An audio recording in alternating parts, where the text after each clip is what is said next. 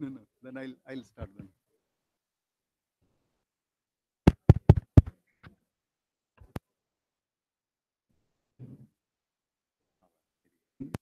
Yeah, personally.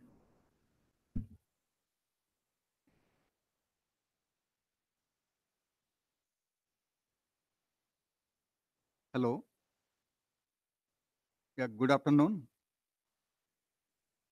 My name is Manoj Panda, and uh, I'm from the Institute of Economic Growth. Thank you all for coming. We we have a very distinguished panel for this session. Professor Purnamita Dasgupta, Nirja Gopal Joel, Prabhat Patnaik, and of course the messages from the IPSP report. The key messages will be conveyed to us by Professor Ravi Kanbur.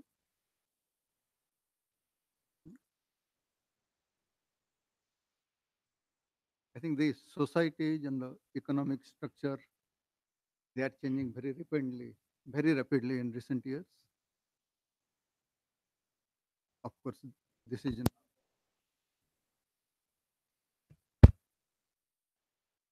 particularly after the French Revolution, we have seen rapid changes in the social structure, in the way society is organized, in the way the politics is organized. But in the economic sphere, particularly, major changes came after the Industrial Revolution and subsequent technological revolutions, which continues even now. The economic growth in different countries or at the global level, they have been very different now, much more than what one could have anticipated, say, in the about a century ago. Certainly in India, in the last 25 years, we have noticed about 7 to 8% growth, 7% even if we take somewhat longer term average of 25% years compared to about 4% in the previous 25 years. So while the overall volume of the economic activity is expanded quite a bit, several questions also arise. Who benefits from this growth? Some sections benefit more than others, or are some sections completely getting neglected also in the process? Is it helping in poverty reduction? Everybody admits that there has to be growth for rapid poverty reduction, but at the same time, almost everybody also acknowledges that growth by itself is not sufficient.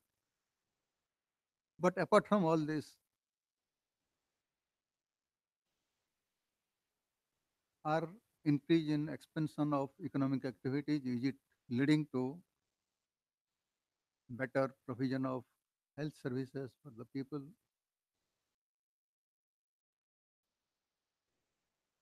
Is the current generation, are they able to have access to better education for their children? These are also questions almost everybody in the society is raising. And at the same time, questions are also coming up on the social stability issues. There is also a view that unless we have social stability, the growth process itself will be jeopardized. These are several questions that arise in the context of social progress. There are many other issues uh, like environment and other issues. So we look forward to a very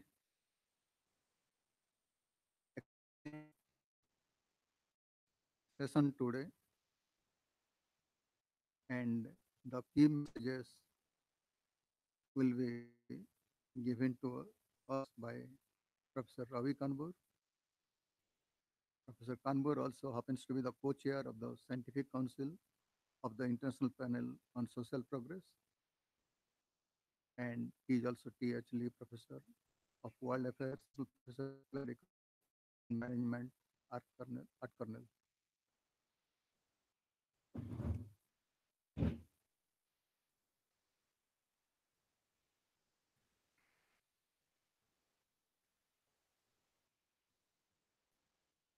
Can somebody help me put this thing on?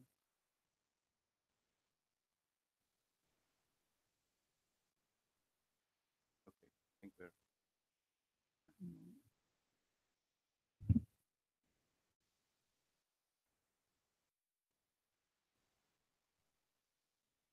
क्या हो गया भाई? Oh, here it is. There is Okay. no mic.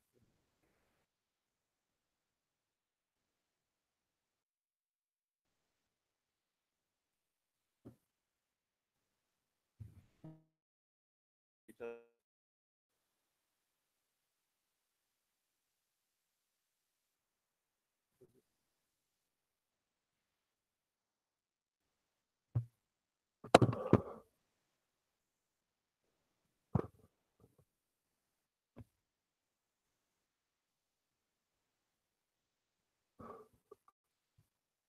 okay, good. Well, friends, thank you very much indeed for coming.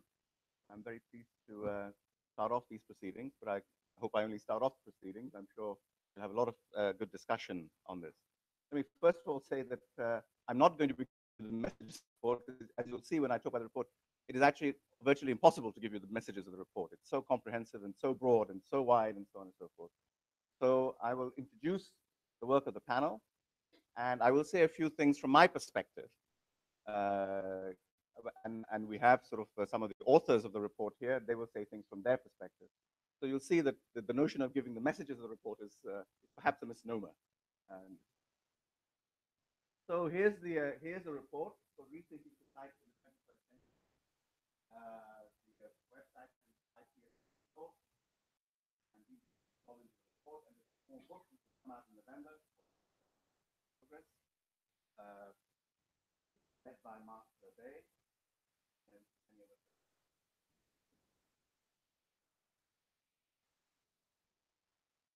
So what's the motivation for this? It's basically following in Dr.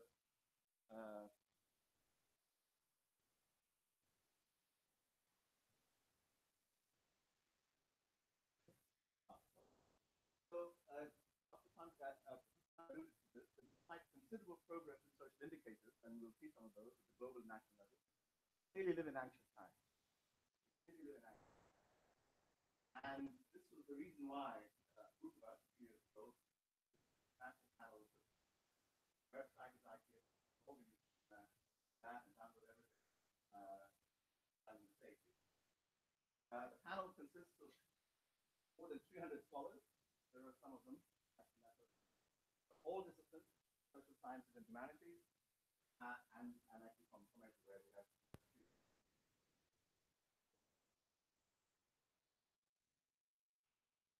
But just to repeat that, 200 plus scholars is an advisory committee, which is I must attend. Scientific council, of which we met with Austin Nancy Fraser and there's a steering committee, which is led by Olivier Bouin and Marc Day. Marc Day is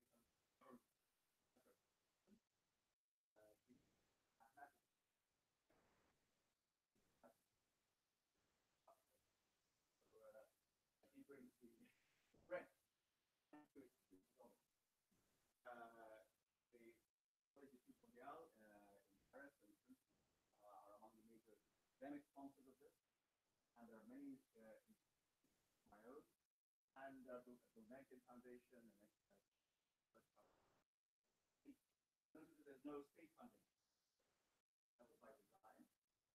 After the report behind this,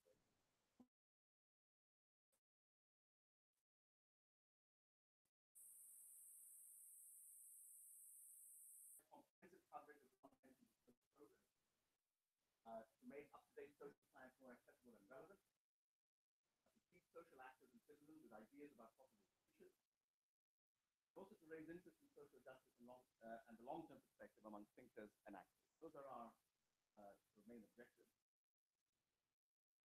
The output output to the report, as I said, there's a website, and I think this is very important. There are downloadable drafts of all the papers, pre-publication drafts of all. So you don't have to file a report.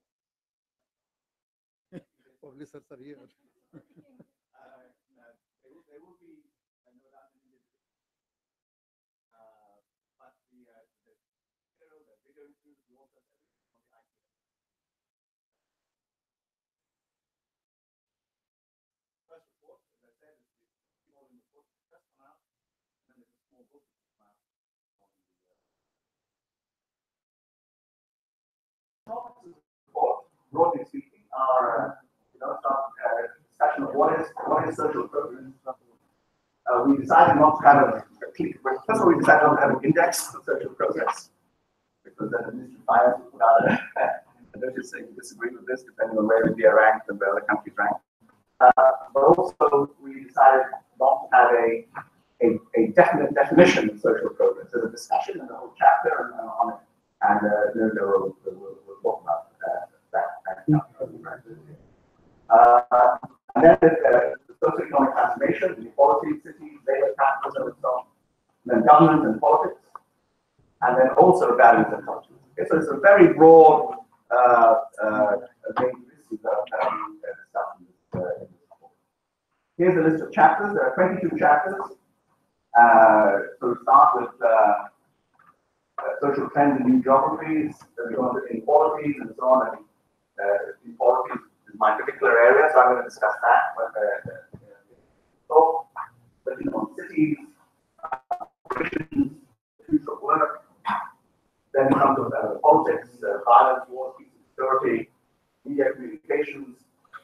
Then over there, in terms of values and cultures, there's families and religious communities and so on. And then chapter 22 is contribution to social science, to policy and institutional change. So a very broad canvas, and many people have painted on this canvas. On average, there'll be about a dozen authors for each of these chapters. So you might ask these authors how they managed to get consensus amongst 12 social scientists that that. So there you go. Broad introduction. Much more information is available on ipsb.org. Those are the 3 volumes of the report, and that's a small book. So let me start with this. You recognize it, of course. It was the best of times, it was the worst of times. It was the age of wisdom, it was the age of foolishness. It was the epoch of belief, it was the epoch of incredulity. It was the season of light, it was the season of darkness. Spring of hope, it was the winter of despair. We had everything before us, we had nothing before us. Although it was obviously written according to the French Revolution, I put it to you that it's eerily descriptive of our own time. And the point is that in many respects, the world as a whole, on average, the world as a whole, this has actually, after the period after the Second World War, has indeed been the best of times. And we'll see some of those. There's been no global conflagration like the Second World War. And to the extent that you believe any of these GDP numbers, it took 1,000 years up to 1950 the world per capita GDP to multiply by 15. It took only 60 years for it to multiply by 4 in the next 60. Here's a classic hockey stick diagram for many developed countries. Nothing happens for 1,000 years, for more than 1,000 years, and then suddenly we start. So of course you say, oh, well, that's all income and so on. You economists always talk about income. Yes, let me just continue with the income story for a minute. In 1978, China's per capita GDP was twice what it was in the year 1000. 30 years later, it was 6 times its value in 1978. Similarly, for India, tremendous, compared to the previous 1,000 years, there's been tremendous economic growth in the last 25, 30 since independence. The global poverty ratio, and say, well, this is our average income, what about global poverty ratio? Again, using conventional measures, conventional poverty lines, etc., it has fallen from 42% in 1981 to 11% in 2013. It's just the technical details, but I think the broad thrust of this is very clear. Here's the diagram, here's the years, this is the poverty ratio, the headcount ratio, using poverty line $90 per day. This is the dot line trend for China, this is the trend for the world. If the income is not the thing right to look at, life expectancy has increased dramatically. Infant mortality has fallen dramatically. These are global averages. So, in many ways, it has been the best of times. You have to argue against these broad trends to say that it wasn't, on average, the best of times. There you go, those are some graphs. The dark line is life expectancy, the light line is primary completion rates, and so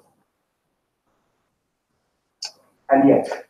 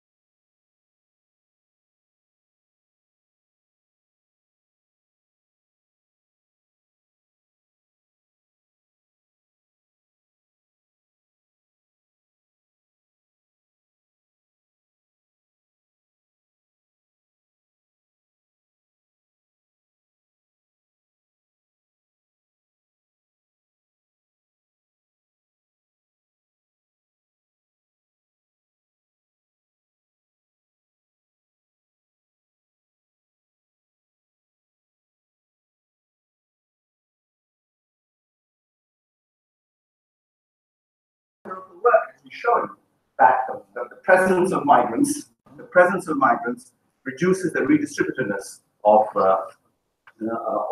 jurisdictions. But the point is, just as there's no global institution, proper global institution to address the race to the bottom on tax rates, there is no global institution to address these sorts of cross-border spillover effects. And finally, consider the problem of incentivizing public investment and R&D to shift the tide away from labor-saving technical change. And this was a proposal put forward by the late from the and the notion that we couldn't do it, people raise their eyebrows. Roll their eyebrows. How can we possibly do it? And the point is that we have actually in the past invested public funds to change the direction of technical progress. The internet is what it is today because the public sector invested in it. Actually, it was the military that invested in it. And they said, well, you know, if there's a nuclear strike on this part, we want this bit of the network to survive. And that was the problem they posed too in those research laboratories. And they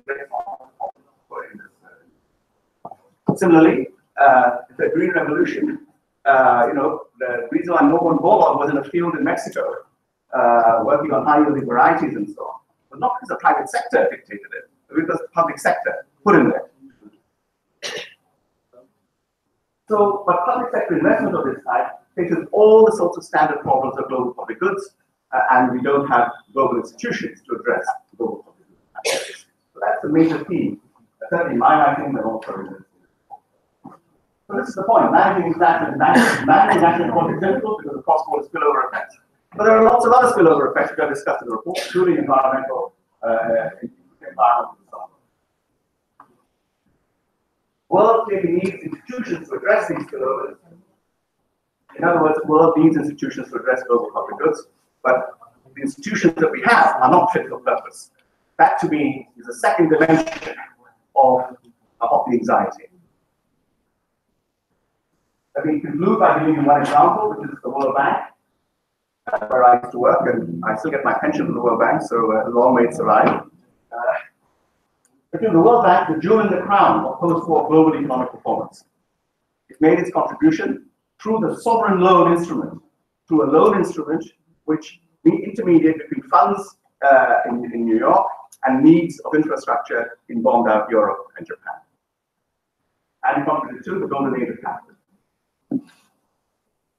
But its key instrument, the sovereign loan instrument, where you lend to a country and get money back from a country, is almost by definition unsuited to addressing cross-border spillover, where you need, in some sense, a group decision, a group analysis of the thing for multi-countries, sometimes 3 countries, sometimes 7 countries, etc. A specific sovereign loan instrument is not suited to that.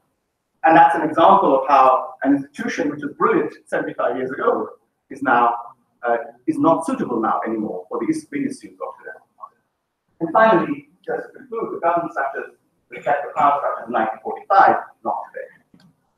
So, an element of the charter of the World Bank is that you need 85% of the votes to change the charter of the World Bank. So anybody who has more than 15% of the votes has veto power over the charter of the World Bank. And that country is the US.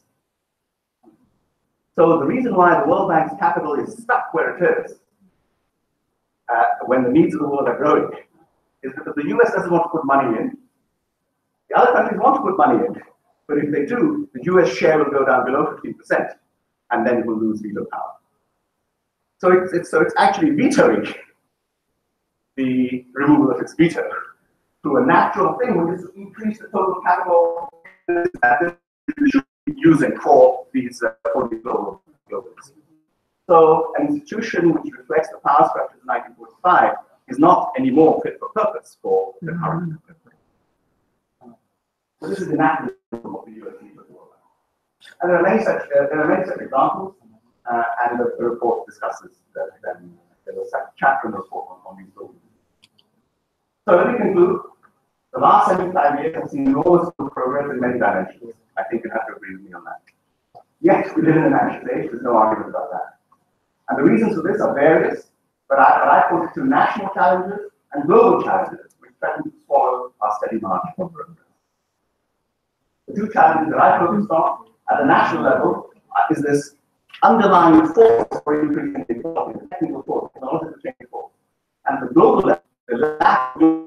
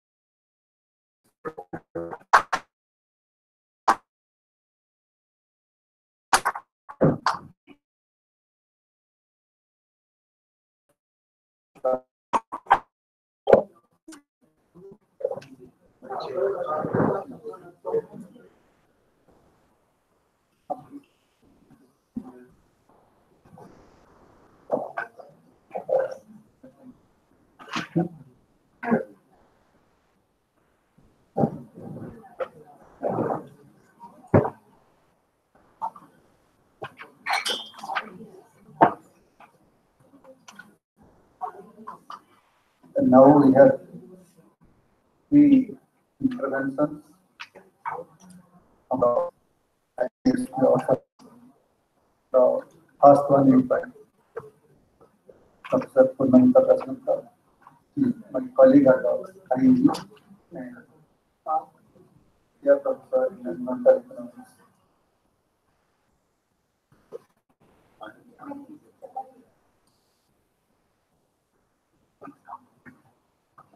It will be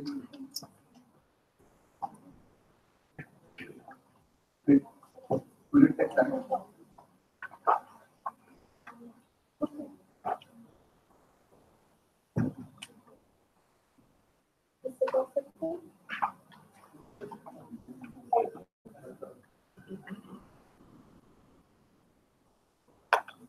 No, Okay. I think in the interest of time, we will put up with a little bit of problems in this completest part of the progress agenda. So, good afternoon, everyone. And hello to my guests as being part host of the event. So, I was CLA of this chapter on economic growth, human development, and planetary welfare. And from these very words, you can understand why our chapter had the largest number of authors. It was double the average for the other other chapters, because there were so many views the moment one started trying to bring these very weighty words together and come to a consensus on what they mean when you put them together. So I was just sort of linking to Ravi's presentation and looking at some of the Indian data. And in general, this holds true for South Asia as for other parts of the world, and in India too, that we do see some positive correlations between economic growth and most of the markers of human development, literacy, and so on. So one of the first messages that started emerging for us as authors was that the size of the cake matters.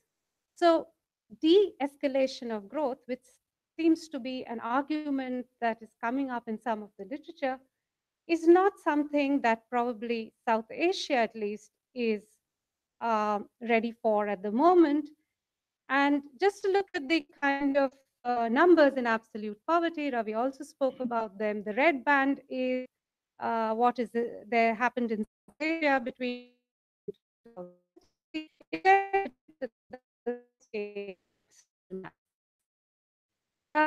we know that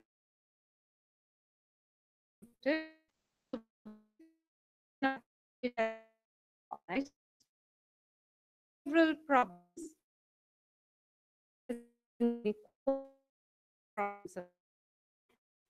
and once again, you do see that very clearly for India as well. While we wait the next be published, based Genesis expenditure data, you can clearly see that the rise in inequality going by the Gini coefficient over the years, as you can see more as we move from the green to the red on the scale between 2004-5 and 2009-10. It has also meant that uh, with the advent of various alternative indicators of crime,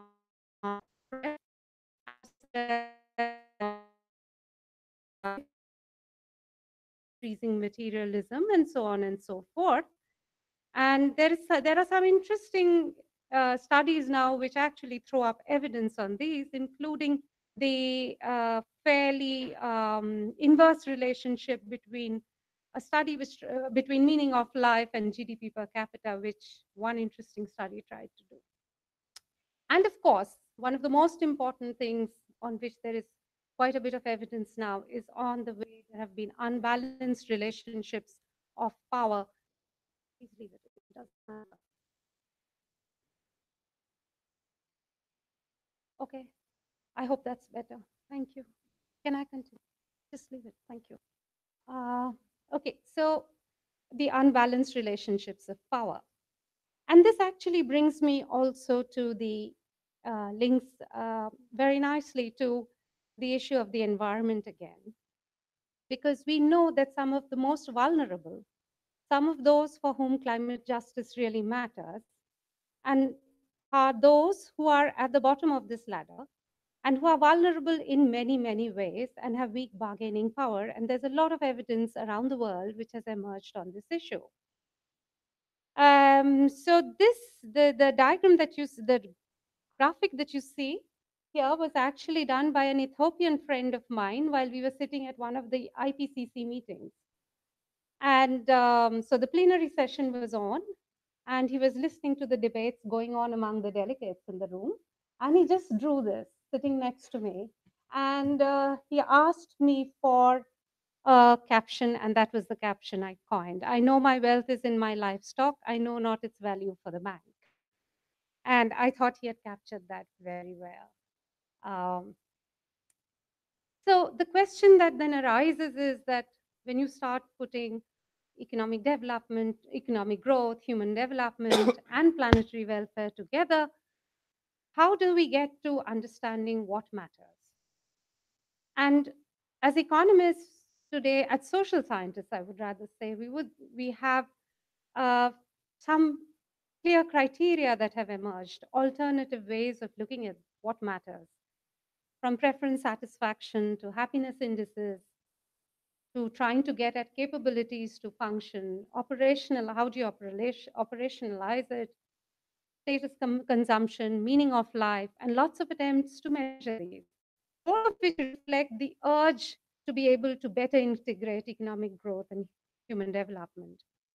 But what still remains is, even after we evolve this criteria, how best do we get at guiding principles for distribution, for evaluating how well we have done on the distribution front? So we have, again, for economists, there's been utilitarianism, there's been Rawlsian principles, there's sufficientarianism, there's moving from affluent societies to achieving societies, and so on. But the fact of the matter is that there is no consensus on this, and hence the need for policy to be very sensitive on the issues of what distributive principles can be applied to evaluate how well we are doing on this front. Welfare is multidimensional, it is normative, it encompasses a whole host of values. Economic growth, it has to be clearly recognized and accommodated within policy making that economic growth impacts some dimensions of welfare positively, but it also impacts several dimensions negatively. And that has to be the starting point also when we think of the environment specifically. So here's a diagram taken from the Millennium Ecosystem Assessment, a graphic from it, which actually tells you about a whole host of services that emanate from ecosystem services, from the ecosystems, natural ecosystems. In this particular case, it's actually looking at ecosystem services coming from forests, and you can see immediately what two things that appear. One is economic indicators, as conventionally understood, would be able to quantify and capture only very few of these services that natural capital provides. The second thing that, of course, hits you is that yes, economic growth, as conventionally pursued, would lead to negative impacts on several of these services. So, this is just an illustration of how what sort of planetary boundaries we set would matter for the future. I would like by I would like to end by summarizing that come out of it. One, that economic growth is not a social objective in itself, and this is something that policymaking needs to be very sensitive to.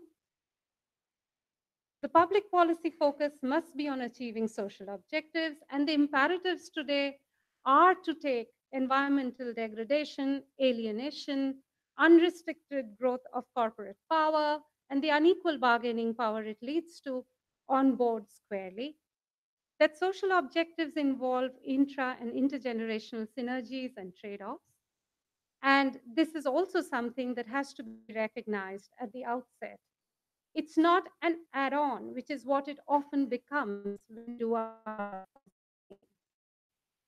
the quality of growth.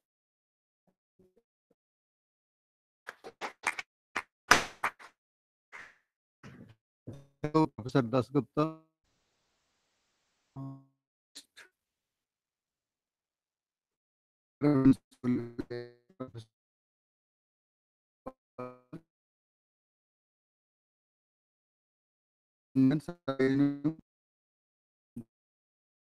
So recipient of K. Kumaraswamy Book Prize for her book Citizenship and Its Discontent on Indian History.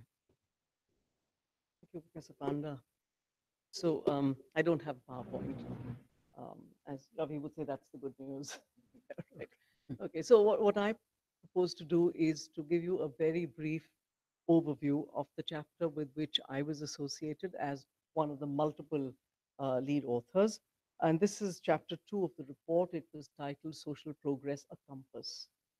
We had a little gift to actually a little sort of pocket compass. Anyway, led by the lawyer Henry Richardson and the welfare economist Eric Schock, our group was tasked with writing a sort of framing or background chapter which would provide a normative basis or a compass for evaluating the social progress that societies have made or not made over a given period of time, and simultaneously for assessing whether a set of policies are likely to contribute to advancing social progress or to possibly inhibiting it. So our job, in other words, was to lay out the normative dimensions for both retrospective evaluations as well as prospective policy choices in terms of their implications for social progress. And it was expected that this exercise would be helpful for other chapters which work on specific themes, as you've seen, the presumption being that the different values, that of the different values that we discussed in this chapter, some would be salient in each of these different areas of concern. Not all of them everywhere, but some. So the Compass chapter in the IPSP report has one or two somewhat unique features in my view. It represents a substantive attempt at justifying, not just laying out, but justifying the normative principles that we might adopt in judging social progress. Now, as we all know, there have been many reports, both from intergovernmental panels, from multilateral agencies, and so on, thinking futuristically about a range of issues, climate change, the economy, labor, the new social contract, etc. There's even been an attempt by a nonprofit in the US called the Social Progress Imperative, which has tried to develop a social progress index. And what animates that index is the search for what they call a new measure that assesses and quantifies the things that really matter to real people, this was a quote, and to measure individual countries on this index. Now, if you look at the concerns of this index for human well-being, basic human needs and so on are normatively inflected. There's no question about that. But it does not self-consciously reflect on the normative assumptions that are at work when we evaluate policies and how and why they really matter. This is one thing that this report, as opposed to many others, actually does. And another aspect, perhaps worth mentioning in passing, is that the compass distances itself from a commitment to a particular philosophical perspective, specifically that of Enlightenment thought. It opens the door for multiple alternative ways of thinking about the values and principles that can guide social progress. The assumption, therefore, is that there is no singular or privileged pathway to social progress. The compass is complex, it's multidimensional, it stretches over 100 pages, but I'll try and give you a bare bones outline of what these normative dimensions are. And they're broadly of two types: basic values and basic principles. The emphasis on the prefix basic indicates that these are values and principles that have non-derivative importance, which means that their normative significance does not derive from any other value or any other principle. And in addition to these basic values and basic principles, there are two cross-cutting foundational considerations, as we call them in the report: the principle of equal dignity and the principle of respect for the respect for pluralism, equal dignity and pluralism. And these two foundational considerations are supposed to guide any use of the basic values and principles. So what are these values and principles? Very quickly, values bear on the evaluation of states of affairs. They can inspire, they can also guide actions. And the basic values are well-being, freedom, non-alienation, solidarity, social relations, esteem and recognition, cultural goods, environmental values, and security. I can see that a PowerPoint would have been useful anyway. Clearly, well-being and freedom have great social importance, while many of the others on the list, such as non-alienation or esteem, could be seen as attributes of individual lives more often than not. Principles offer more specific guidance on how to rank, how to distribute, how to realize these values. Principles are classified in terms of those that have a general applicability, like basic rights, distributive justice, beneficence, and generosity, and so on. Then there are principles that apply to governments, such as the rule of law, transparency, accountability, democracy, and a commitment to realizing rights, not just guaranteeing them, but formally, but actually realizing them. But then there are also principles that apply to civil society, like toleration or the education of citizens. And finally, a principle like global justice, and this goes back to something Ravi said, that applies to global institutions, the principle of global justice. Now, attaching apparently abstract principles to particular types of institutions signals something. What it signals is the claim that institutions also have normative relevance, and they are important for social progress. So in all, the chapter offers 21 principles for social progress in the 21st century, and I will just take one of these principles illustratively for our own present context. In the presence of huge inequalities, which have been marked in the previous two speakers' talks, and in the presence of the intensification of majoritarianism that we are seeing, it could be argued that the idea of solidarity, the principle of solidarity, is a basic principle that is in dire need of revival. And this is a much stronger idea than the Enlightenment ideal of fraternity, or even the Rawlsian idea of the overlapping consensus. The move towards a more egalitarian society arguably requires the cultivation of solidarity amongst citizens, enabling things like progressive taxation, redistribution, etc. Similarly, a plural society needs solidarity to enable citizens to live together harmoniously despite their differences, with minorities living as equal citizens in possession of equal dignity. But As the report points out, solidarity is a principle that may have instrumental value, as in the example I just mentioned, but is also something that has a value that has that sorry a principle that has irreducible intrinsic value. It means that and it expresses the idea that we owe to each other certain ways of acting. It expresses our acceptance of others as equal. In this sense, an improvement in solidarity can be, the report argues, an independent parameter of social progress.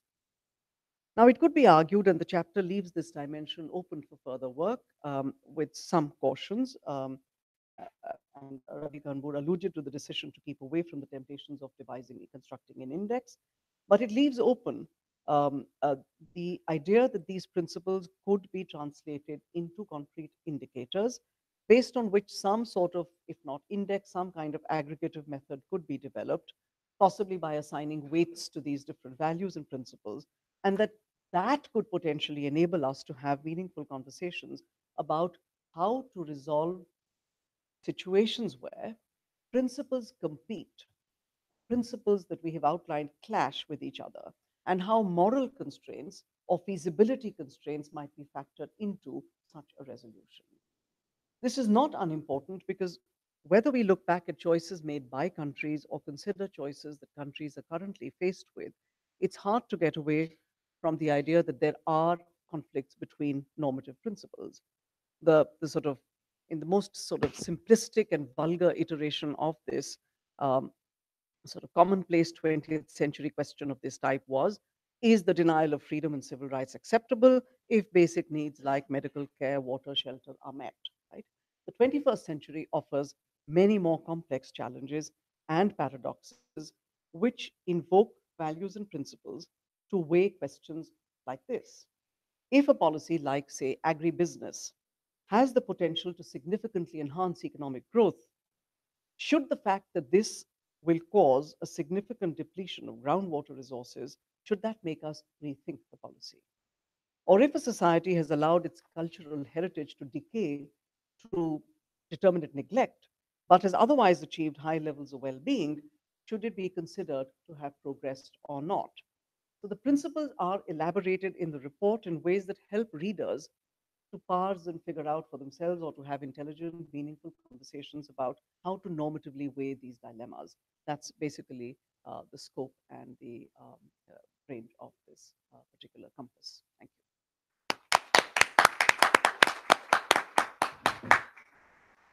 Now I request Professor Prabhat Patnaik, Professor Emeritus at the Center for Economic Studies and Planning at JNU.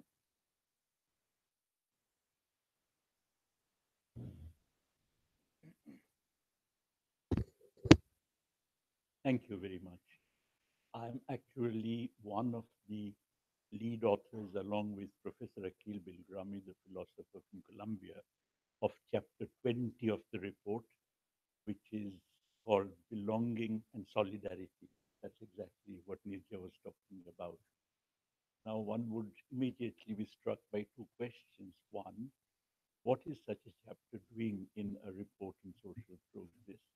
And secondly, what am I as an economist doing in such a chapter? I think the second question is more easily answered because I think Professor Akhil Bilgrami perhaps wanted some logistical support, therefore roped me in to help him. And also perhaps there are certain common interests we have, which I will discuss in a moment, because of which he thought that it would be a good idea if I also joined in the chapter. The second, the first question, which is in fact about the chapter, already Nirja has talked about the question of solidarity. I think it's based on the assumption that modern society is characterized by a certain alienation, and overcoming that alienation is in fact one of the constituents of social progress. Now, of course, the question of alienation is differently defined, differently recognized by different authors, but on the other hand, it is a wide variety, very diverse. parts, of course, alienation, specifically attributing to capitalism. But at the same time, you actually have, even in the writings of Gandhi, for instance, a very clear recognition of alienation in the sense of fragmentation of society into a set of self-absorbed individuals. And he traces it also to what he calls the English system, which is a kind of euphemism. From his point of view, I believe that it is in fact an allusion to capitalism. So you have diverse authors, no doubt differing greatly amongst themselves, no doubt differing also in their understanding of the concept of alienation. But nonetheless, coming to certain kind of, common or overlapping themes around these topics. So this chapter is something which, of course, I mean, it has a long philosophical essay by Akhil Bilgrami, followed by a set of case studies, which include Sri Lanka, um, Latin America, Canada, um, Europe, and so on, which I would not go into, and India, of course, which I would not go into. In fact, I would not like to summarize what others are saying. As a matter of fact, each author is responsible only for what he or she has written. In other words, it's not even as if absolutely everybody agrees on every word in that chapter. Each author is responsible for what he or she has written. What I'll do is basically to discuss not even my own contribution, but what I take out of that chapter. I mean, what is it about that chapter which I found of interest? I mean, I think the first, of course, is the whole question of alienation being a very central issue of our times, attributable, whether you talk about it in terms of capital, whether you talk about it in other terms, but certainly attributable to the way that we organize society in contemporary times and overcoming it. As far as overcoming is concerned, again, there is an enormous commonality of perceptions, notwithstanding differences, that overcoming it requires, in some sense, the, the kind of reinstitution of a sense of community. In other words, the revival of a kind of community, which is essential for overcoming alienation, at least defined as a fragmentation into self-absorbed individuals.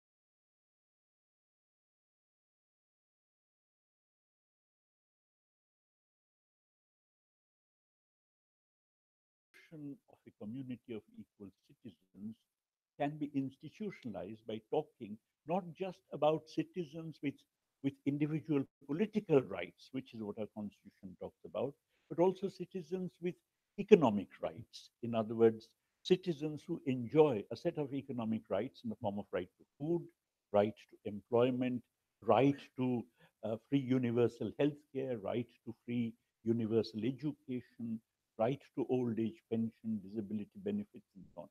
So if we broaden the notion of citizenship to include not just the rights we enjoy as political citizens, but also a set of economic rights, then perhaps we try and kind of breathe some meaning into the idea of a community of equal citizens.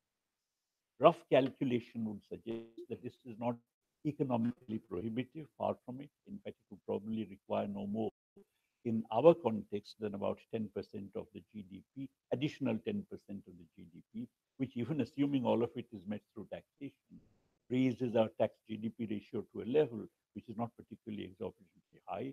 So the idea is not that we cannot afford it. The idea is we have to struggle for it. Now, of course, as Nija said, that that any such notion of citizenship or any such notion of rights is necessarily an individual notion. It's individuals who enjoy these rights. In that sense, you can say that while a community of equal citizens is a juridical community, but it's not a real community. In other words, it's not bringing in solidarities of the kind which the title of our chapter would like us to bring in.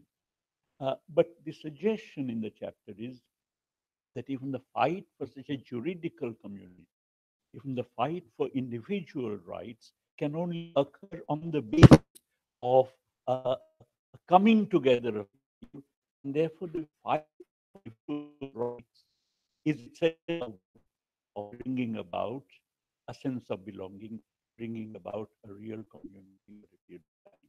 At any rate, these are some of the themes which are covered in the chapter 20. Thank you.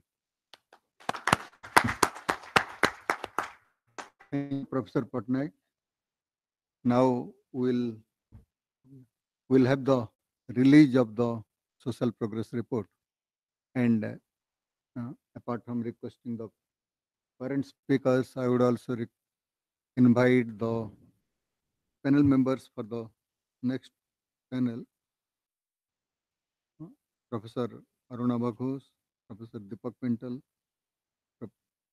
Mrs. Pamela Filippo, and T.C. Anand. Please come over.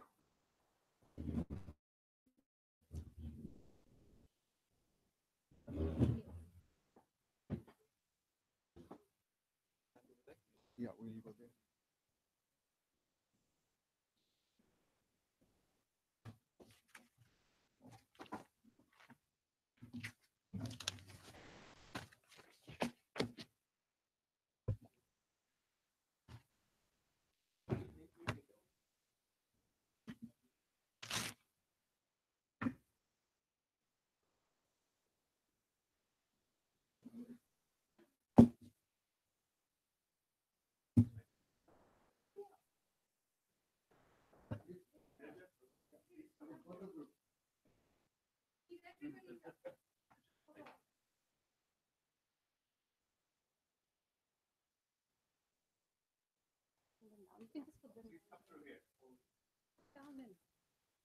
This area is very.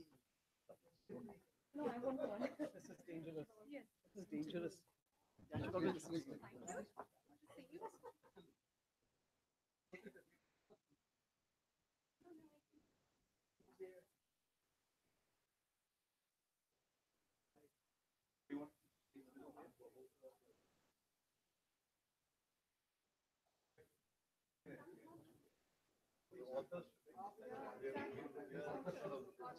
Interlopers.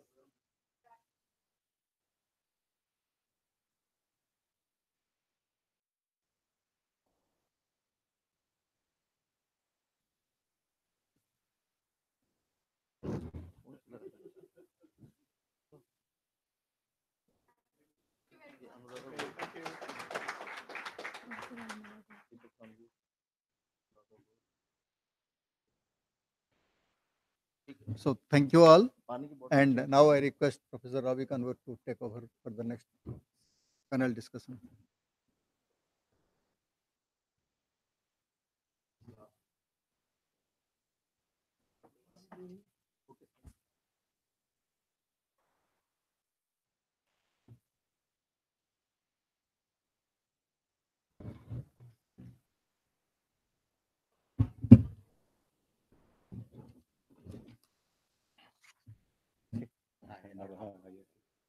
Okay, friends. So thank you very much indeed to the chapter authors for laying out at least part of the report.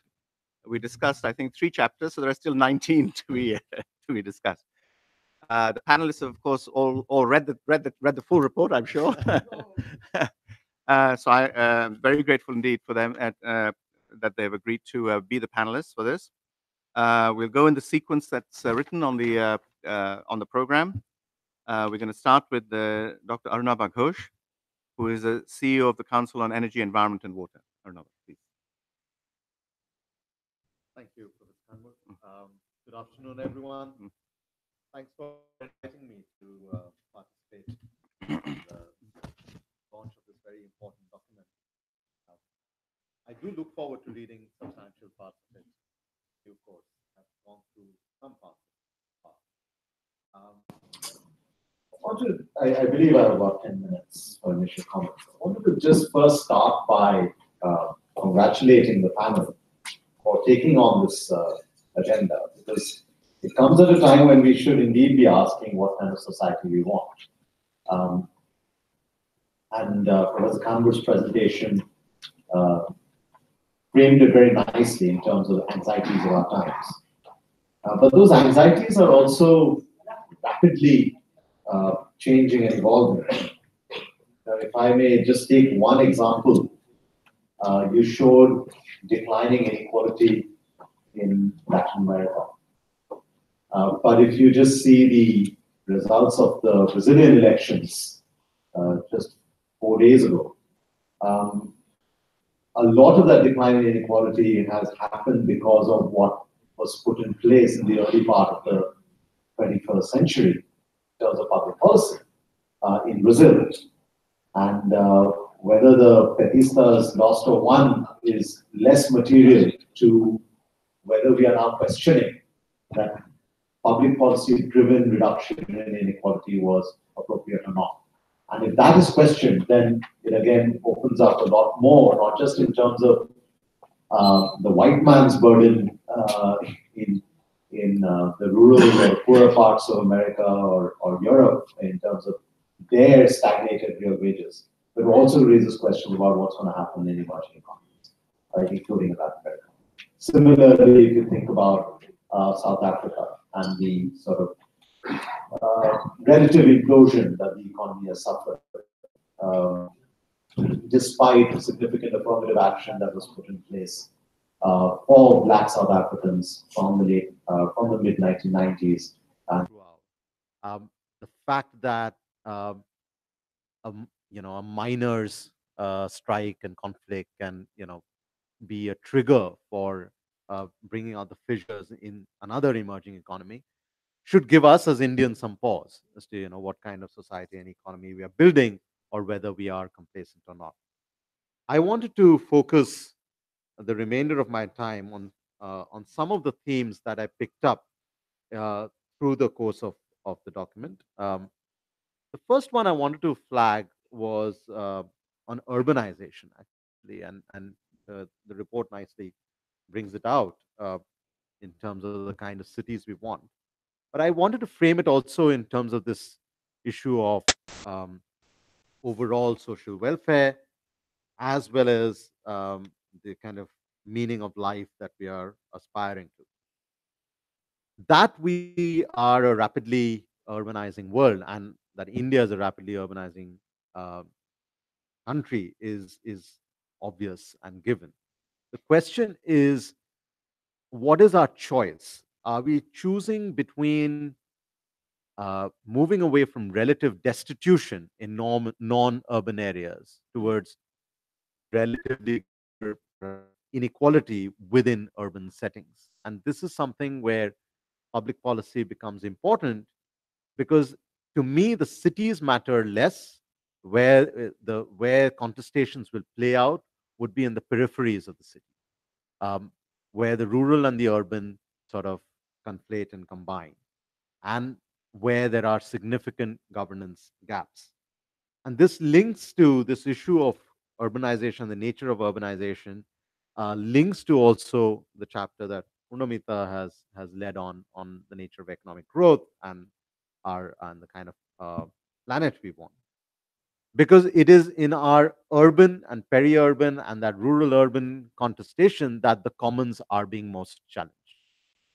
We are sitting right now in Delhi, where air quality has progressively worsened. It is one of the responsibilities now I carry, um, not very well, clearly. Yesterday, I spent much of the day uh, visiting industrial estates in the periphery of the national capital region. And there are authorized industrial areas and there are unauthorized industrial areas. And driving through some of those unauthorized industrial areas made me think about the kind of things that maybe Marx had been seeing when he started writing about the challenges that industrial economy was facing in the 19th century. So urbanization should be celebrated if it reduces destitution, but our urbanization comes with these significant questions about governance, especially in the peripheries, as well as about what happens to the commons. The other set of comments I wanted to make, and Professor Kanber touched upon it in the context of inequality, is the role of technology. And I just wanted to frame it, particularly since this is a body of work that's come from a panel that's looking at social progress, is that do we have agency when we are engaging with technology? Um, we are inundated nowadays with discussions about I think you use the word, the juggernaut of technological progress. And that sort of dovetails into more specific categories, for instance, artificial intelligence, automation, and so forth. So I've been thinking about this in recent months a little bit and researching this. And I think one of the things we have to recognize is that our agency will count if we accept that there are certain patterns that are quite palpable. Number one is that automation or artificial intelligence or quantum computing or whatever, any sexy term we can come up with, all this will unfold at different speeds within the same economic structure. So there's not a sort of pre-automation or pre-AI world and a post-AI world. India is a classic example where you have the most advanced and the least advanced. And that will create more contestation than just a binary choice of whether we have technology driven job loss or not. Therefore, that brings me to the other part about trying to predict the future of jobs. And it is certainly a fool's exercise. A couple of years ago, I engaged on a nationwide project on the future of jobs. And one of the things we found out, unfortunately, was we had very little to say, apart from the fact that we needed systems of lifelong learning. It depended on the shape of enterprises and so forth, but it also depended on social security. It depended on how resources were managed. But to me, where this report becomes interesting is what would technology and the future of jobs do to bargaining power of labor? If we are entering a gig economy where everyone becomes their own boss, who do you ask for a raise? And the more we have sort of a technology driven sort of uh, economic growth paradigm, it would be your economic value as labor would probably be inversely proportional to the standardization of tasks. The very opposite of what drove significant industrial and economic progress in the 20th century. It'll be inverse. The more specialized and differentiated I am, higher would be my economic value, but equally it would make me my own boss, making me the trade union as well as the entrepreneur. So it's not really about robots. It's really about us. And it's that sense of agency that a panel on social progress is valuable because it emphasizes that message. The last 2 points I want to quickly make, I'm close to my 10 minutes, is on finance. Again, Professor Kanbur mentioned a lot about the post-Second World War model and whether that's failing or not. But finance to me is no longer about just the institutions that would govern it, but the way we have now internalized what global finance is versus what I believe global finance ought to be. So it's not about lending from international institutions to just sovereign governments for infrastructure. It is really understanding how are we assessing risks. So a lot of emphasis, for instance, in India has been on financial inclusion. But have we done enough to understand perceptions of risk? So rich versus risk perceptions of rich countries versus poor countries. Risk perceptions between large infrastructure versus distributed infrastructure. Risk perceptions for new forms of resource efficiency versus the way we have continued to build a heavy carbon oriented infrastructure. Unless those risk perceptions are reduced, mere financial inclusion in terms of opening accounts, etc., will not do. And that brings me to my final point about welfare. It is, of course, correct that welfare is multidimensional, but we should also think about the multidimensionality within multidimensions.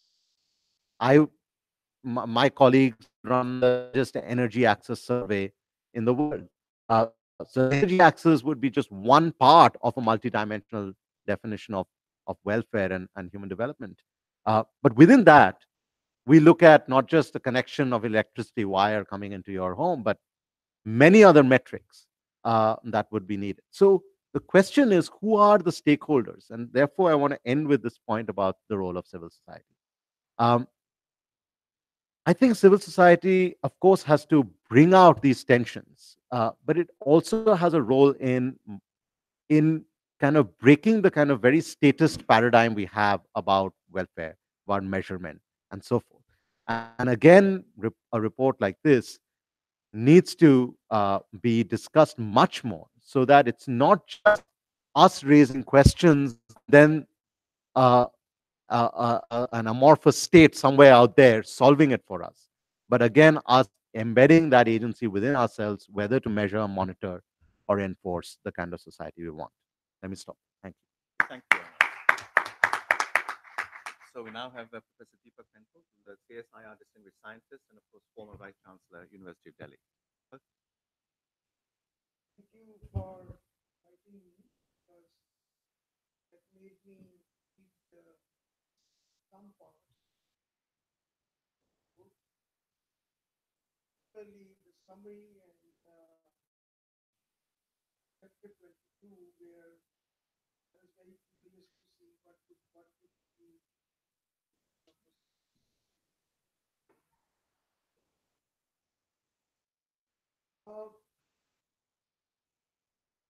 As we all write papers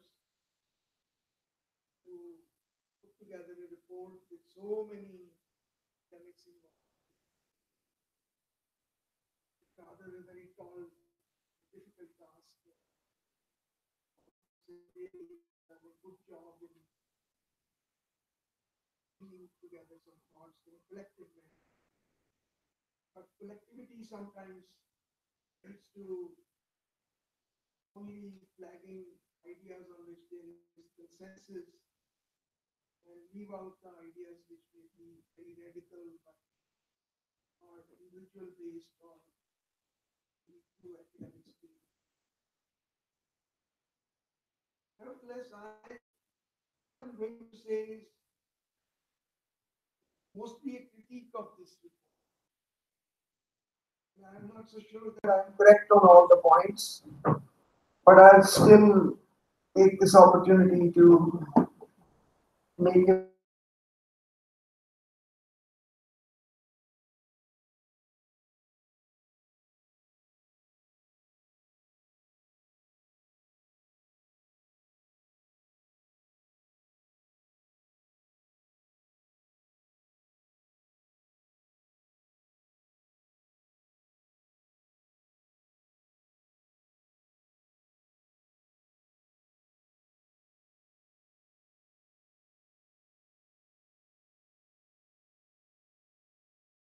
the way social scientists are. They think this is somebody else's job, it's being done well.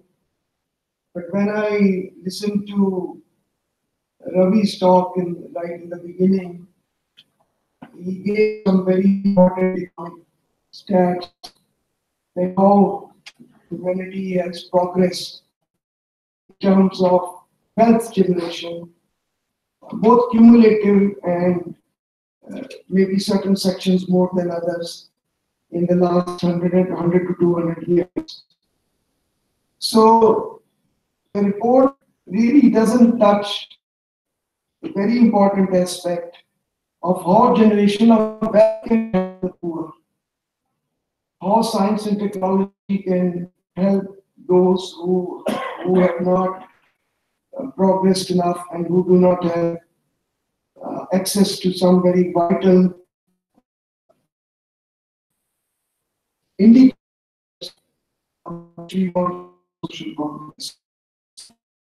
I think Rawlsian's idea of deciding on our fate of ignorance. Almost everybody would like to be born in Scandinavian countries or in Denmark, which are rich and have very strong welfare element. And same way, we have to decide in which era we will be born. Most of the people behind this veil of ignorance will say today, not even Scandinavia, how it was 200 years back, because life expectancy in many parts of the world is more than what Scandinavian countries had 200 years back.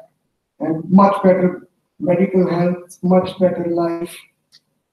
I mean, if you look at since 1900, how things have changed dramatically for all human beings. And most of it is due to science and technology. Ideology has created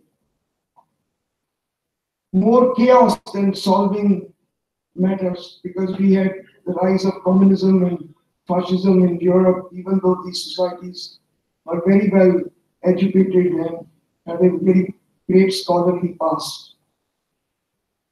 So, the point I want to make is that life has never been so good. There's so much of knowledge available to lift everybody beyond poverty. The main thinking from social scientists, from economists, from even people from science who sometimes don't think about these things, is how to reach, how to benefit those who have been left out of this through science and technology. And in a couple of points, I would like to be a little deterministic and not leave it loose-ended. The liberal democracy is the best form of government. You can see the experience of humankind in the past 100, 200 years. And when Fukuyama wrote that at the fall of Soviet Union, that this was the only ideology which will survive is democratic liberal societies and market economies. I think he's correct. But that doesn't mean that this is something written on stone, how these liberal democratic societies and how markets should be run. There's nothing like the last word on these. There is always possibility, as Karl Popper wrote in his Poverty of Historicism, criticizing very deterministic ideologies, that by piecemeal tinkering, we can, by change in policy, we can make things better. Nobody should claim that things should not change. But should it be a dramatic change based on violence with which we have flirted in the past century without getting anywhere? I think the only ideology which is communism, we all know the fate it has met. Fascism, we know how bad it can be. The ideology which must be defeated is extreme fundamentalism, religion, and environmental fundamentalism, which says you cannot go into this territory. Anything which says you cannot go into this territory is antithetical to the processes of science and technology development, because they can only prosper if there is freedom to do things and freedom to think and freedom to do an experiment. If you do not have that kind of freedom, that is catastrophic, as we saw in case of elimination of genetics from Soviet Union in Stalin's time, because it was said you cannot do this kind of science. Science also secularizes us. So I urge social science to kindly look into how science and technology can help in terms of social justice, even those who are very committed to distributive justice, how science and technology can do it. And you gave an example of the work of CG institutions in bringing about the green revolution and saving millions of people. And today, CG institutions are not being funded because everybody wants to patent everything related to agriculture and biotechnology. And very fundamentalistic environmentalists tell us, don't even move into this area because not considering how much these technologies are required by marginal farmers to raise their incomes. We can debate on whether it should be through public or through private that these technologies should come through. And I fully agree that the public system of research must be supported, and social scientists, it would be very useful if they can look deeply into this issue, how public funded research can help better than privately funded. So to my meager understanding, the political path is quite clear. We have to put our faith in liberal democracy. We have to agree to Enlightenment ideals of rational discourse. There's no other way. There was something which was said that Enlightenment may not be the only way of doing it. We have to encourage innovation and entrepreneurship. And I think the education has to produce what I was very impressed by Dipankar Gupta's book on Revolution from Above, where he said that we need elite of calling.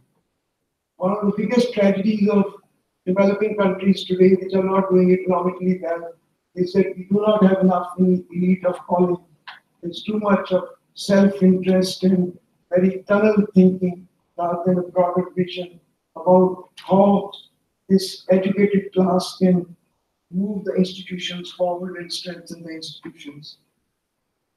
Now, the last point I would like to make is that if social scientists are keen on, those who are very keen on distributive justice and distributive welfare, why can't we think of starting a movement at the global level for seeking a minimum wage for all human beings?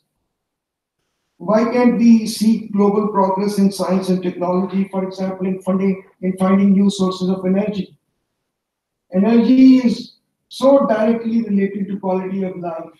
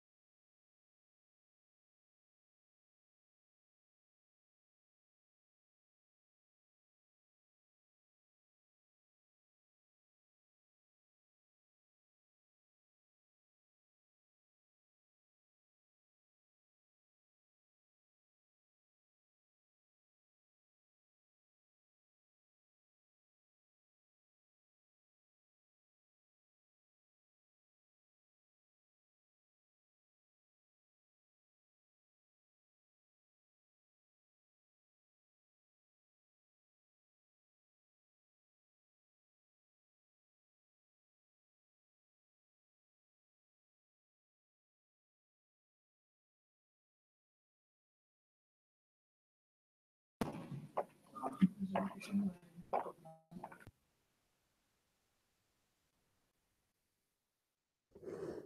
coming together of so many institutions and the first IPSP is rethinking society for the 21st century is a testimony to the strength of interdisciplinary thinking. And I thank you for inviting me to speak the launch of this first report. I hope it's the beginning of many more reports. As a journalist, I'm something of an outlier. But note, of course, that the report did dwell on media and communications and recognizes that social progress has always been, in the long run, a bottom up affair, and ideas are a key fuel for its engine. Ideas, I may add, often ride on the engine of the media. So it follows that any attempt to rethink society for the 21st century would necessarily have to bring in the mediatization of human society, which is one of the abiding realities of our times and will remain so in the foreseeable future. Habermas's theorization of the public sphere as being made up of private people gathered together as a public and articulating the needs of society with the state through platforms such as the media is a compelling definition. Yet, and Habermas recognized this himself, much has changed since this definition. Not only has a significant new player arrived on the block, the internet and the proliferation of digital media, but previously silent sections of society that had hitherto been outside the cafes where the men of an earlier era had deliberated are increasingly asserting themselves. To arrive at an understanding of the current juncture, there's a sentence in this report that nails it. It talks, and much like Ravi began, the tension between humanity simultaneously standing at the peak of possibilities, which Dr. Pentel touched upon, perhaps in a critical but still touched upon, and possibly facing an abyss due to growing inequalities. I'm now going to telegraphically aggregate some of the developments, both in India and the world, that could fall in the first category, the peak of possibilities, and then look at the other side. The only thing that can be stated with confidence is that there can be no reversal to mediatization. There's simply no going back to the days when the sole literate elder in the village read a newspaper and shared its insights with the larger community. The truly interesting aspect of this mediatization is the deceptively discreet way in which it has brought about tectonic shifts in our lives. A new device like the mobile phone initially met with ambivalence, even resistance. Today, it has become so intrinsic to the daily existence of people over a period of time that they could no longer imagine their lives without it. The convergence between mobile telephony and internet connectivity has steadily grown. India's mobile user base, we know, has just shot up, and that its smartphone base is catching up. By 2020, according to some projections, some 37% of an estimated 750 million internet users would be accessing the net through their smartphones. Now, what this means is when the price of the smartphone falls, and it is likely to do so exponentially, in fact, then the cohort that uses the cell phone changes as well. It'll become less male, more poor, less Delhi and metro-based, and so on. So it changes the nature of the users of this technology. The present cohort of internet users in India continues to be largely urban, male, and relatively well-off, but their numbers have reached saturation points. So we are going to see that tipping point perhaps at some point. There is inherent potential for democratization in this moment. Media tools are allowing people to follow new pathways to livelihoods and their future.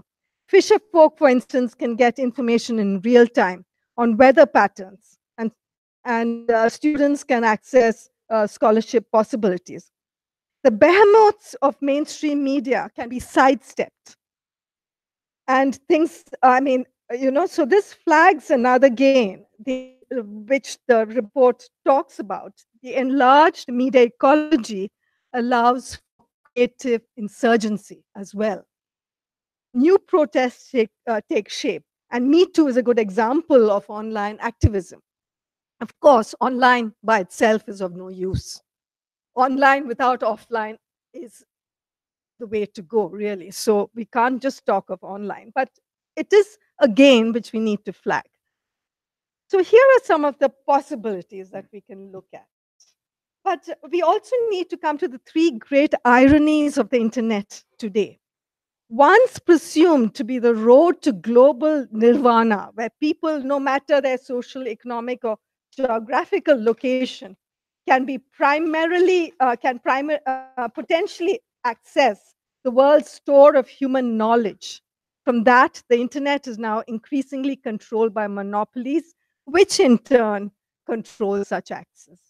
Once considered guarantor of enhanced transparency in human relations, it has turned into an instrument to deepen governmental opacity and increase its capacity for surveillance.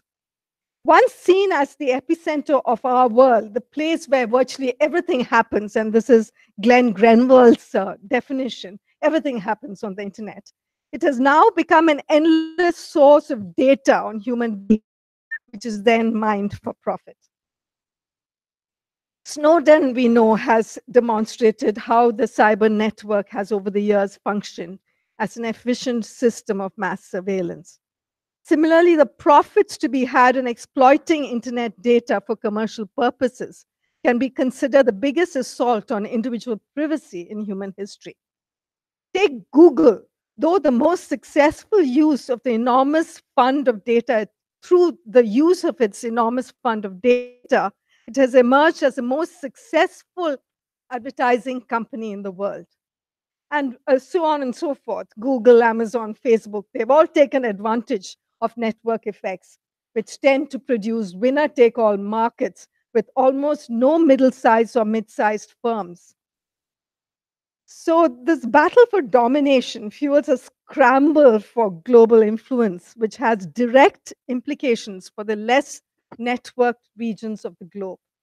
This is also why there's an increasing number of attempts by net conglomerates to influence policy making in a country like India, which is seen as the last big market for growth in this sector. They leverage their immense global presence through what Evgeny Mozorov terms as the Google doctrine, or the enthusiastic belief among policymakers in the liberating power of technology. It is this macro environment that journalism has exists, and which has helped to mutate it in so many different ways. Today, social media is replacing newspapers and television as a primary site of breaking news. Threaded to this content is advertising so sophisticated, visible through the careful deployment of immersive apps and other devices. We are staring at a world where media profits are dependent not on the originality and hard work of journalists, but the invisible links that the media has with the powers that be, as our innumerable television talk shows would testify to, as also the number of clicks their stories attract. There are successful examples of journalism that conform almost entirely to the requirement of algorithmic searches. We don't need the journalist here. So AI has almost taken over. It could in the future. The conundrum we face, especially in India, is technology inclusion is easier to achieve than social inclusion, because the former, unlike the latter, holds out the promise to ruling elites of connecting markets and expediting capital flows, and therefore gains the requisite financial and political support. But media information can only contribute to change if other social, political, and economic conditions are at a particular stage and people are receptive to the information and able to act upon it. And I think that is where the value of a work like this is important, because it flags the importance of these other factors. The tragic reality in a country where an estimated 300 million are living lives marked by extreme poverty is that the media discourse of contemporary India, far from addressing growing inequalities and disparities within the country, has in fact contributed to deepening these divides. So, I mean, if you listen and critically engage with the media that we consume, we know that this is the case. In other words, greater media inclusion has not translated seamlessly into social inclusion and equality and inequality. In such a scenario, the question arises, how should the democratic dividend inherent in this moment of the media and the internet more specifically be protected and furthered despite powerful vested commercial and political interests working to the contrary? If the potentially liberating and inclusive dimension of mediatization is to be given free play, society as a whole would need to own the media, recognize these platforms as a public good and worthy of attention and critical engagement. And it is always my quarrel that, even in our social movements, there's no engagement and a demand for the media to become a common property resource, not in this very crass way, but in terms of information put out by the media to be seen as a public resource. And I'm hoping that a report of the kind that you have all envisaged and talked about would help further that. Thank you very much. Thank you. So we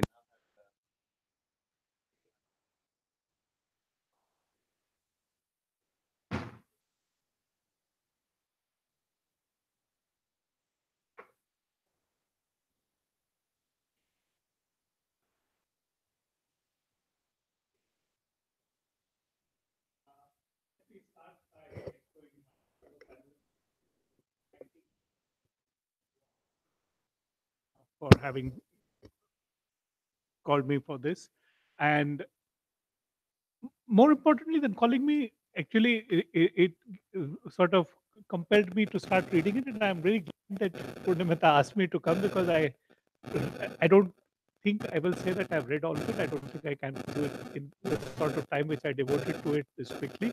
But it has certainly provoked my interest enough that I do promise that I will read it, but not in a very short span of time, because I don't think this is a report which can be read very quickly. And because that's the experience I had when I started reading it. The couple of chapters which I was reading, each one of them made me stop and start thinking. And I think that's a good part of the way it's been done. So I, first of all, would like to start by complimenting you for the work which you've done. And I hope others will also read it, because I do believe we should read this and discuss what is being said. I don't think everybody will agree with everything which is said on it, because I don't think the authors agree with everything which is said in it. But I think what they would all agree is that everybody should read it, and on that common principle we do have. Let me start by sort of taking up something which Ravi mentioned about the anxieties of our time. And it's very interesting the way he constructed his presentation, because he talked about the anxieties of our time, but he starts with a quotation which is 200 years old, emphasizing that there's nothing unique to our time. In a very interesting way, there is a sense of, if you like, hubris, which makes us think that we are unique today in some sort of extraordinary situation in the world, when we are not. Every generation has had its own periods of anxiety and angst, which they have dealt with in different ways. So in that sense, I agree with Ravi that this is an interesting time, and I think what the report brings out are all of these elements. This current cycle of if you like, anxiety discussion is probably now about a decade old. And in that sense, the timing of this report is really good. It's 2008 that the long boom which had taken the global economy came to an end. The Lehman Brothers collapse happened in there. I'm very bad at dates, but roughly around then. And virtually a 25-year-old boom period came to an end. It was the much longer boom than that had started at the close of the Second World War. And this collapse engendered a lot of thinking about the nature of our progress. Many people got engaged with it. Governments got engaged with it. The government of France commissioned very eminent social scientists, Amartya Sen, Joe Stiglitz, to talk about, are we measuring ourselves properly and so on and so forth. And all of this produced a very rich discussion in which this report too becomes a part. Not just at this level, but international organizations, the OECD, governments, the United Nations, all have been engaged with this uh, uh, issue of trying to sort of think about human progress, human development, what exactly do we mean? And a very interesting document comes out from the United Nations when the 2015 summit takes place, and the national leaders commit to a development agenda. And it's striking in its breadth, in the coverage, in the language which is being used. You have to read it to sort of get a feeling for how much they raise the same sorts of things which many of the issues in this report talk about. I mean, the language in its scope is breathtaking. The They list out a set of development agendas which cover various issues: social, economic, environment, governance. Everything which you can think about is captured in some form or the other in one goal and target or the other. And it's not just that we will achieve this, they said that it must be achieved in an extremely distributively fair manner. So the heads of state that we pledge that no one will be left behind. We wish to see goals and targets are met for all nations, people, and for all segments of society. The reason why I'm emphasizing it is this language is extremely broad in its scope, intent, coverage, and it's really remarkable that at the level of a political state document written and endorsed by heads of states of countries, we have such a lot of concern for achieving development in such an inclusive manner. The United Nations then proceeds further to say that we want to do this and we want to do it over the next 15 years. So it must be done by 2030, and we will make sure that it is done. So we want a measurement protocol which seeks to measure it. Now, the first thing in which I must sort of compliment the authors of this report and Ravi for highlighting this is their very firm underlining or eschewing of an attempt to develop either a comprehensive measurement protocol or uh, even trying to define what constitutes social progress in any simplified composite manner. I think that is really the problem, because unlike the panel from which this borrows its name, the panel on climate change, their challenges with some of the people who have been part.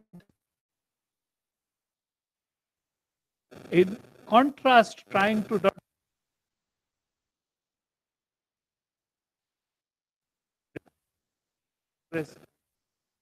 enormously complex. In some measure, simply because everything which is there in the panel on climate change is also subsumed in the element of requirement. It is an enormously complex task. So, as is natural, and this is where I'm going to now take, not go on to the report, but try to sort of underline the difficulties of measurement and what the problem is. Where I got involved with it because being chief statistician, I was part of the community of statisticians who were given the mandate that you have to measure this. And I will read for you the direction which was given by the United Nations, by heads of state. They wanted a measurement protocol which is simple, robust, addresses all sustainable development goals and targets, including for means of implementation, but also the political balance, integration, and the ambition contained therein. If you were to look at this mandate, you will realize that what has been asked to be done is fundamentally an impossibility. And what happened is a very interesting story.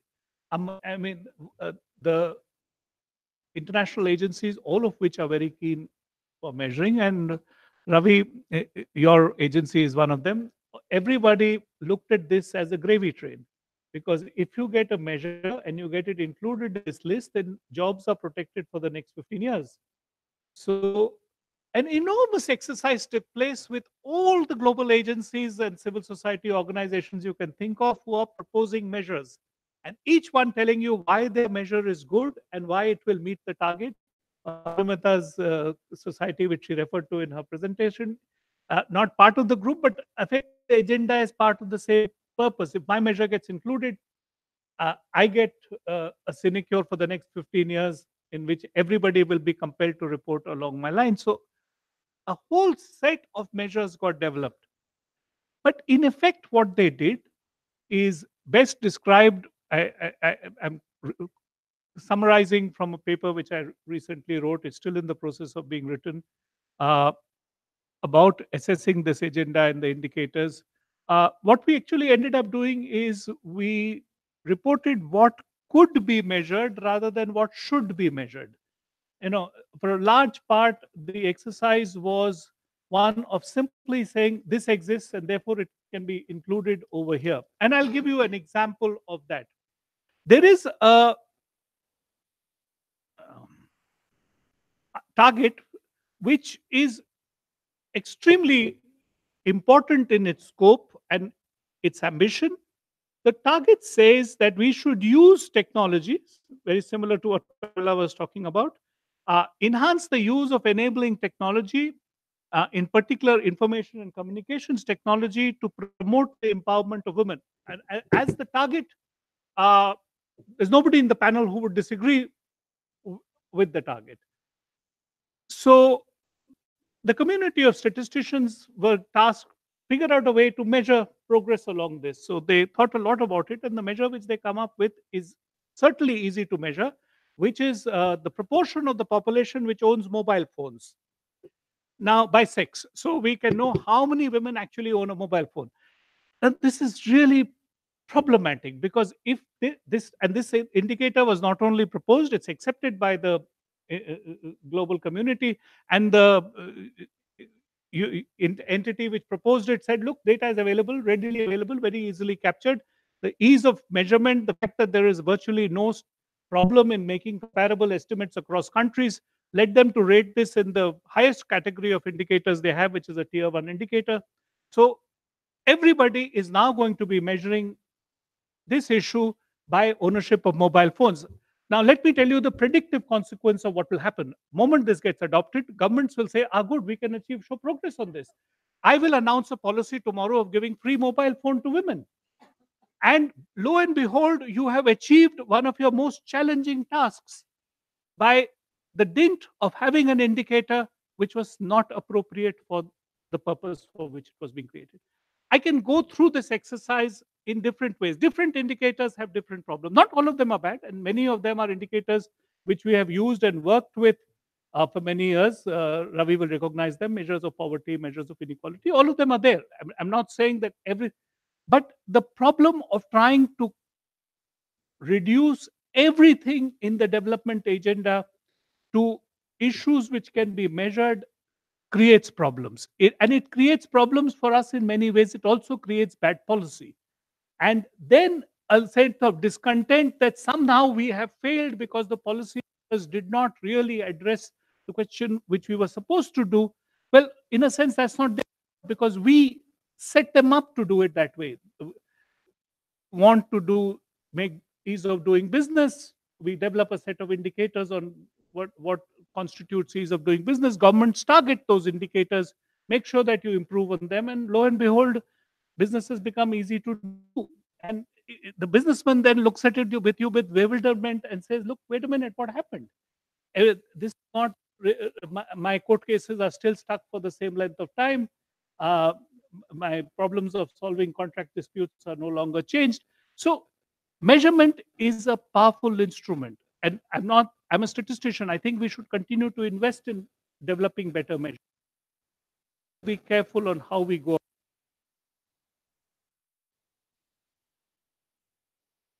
Which it may strike you as odd, but as the community of statisticians actually have been the most vocal in trying to tell you as to what you can and cannot do with measurement.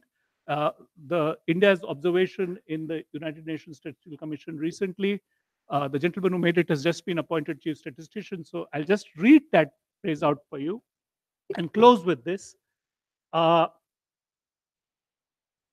We went on to say that we should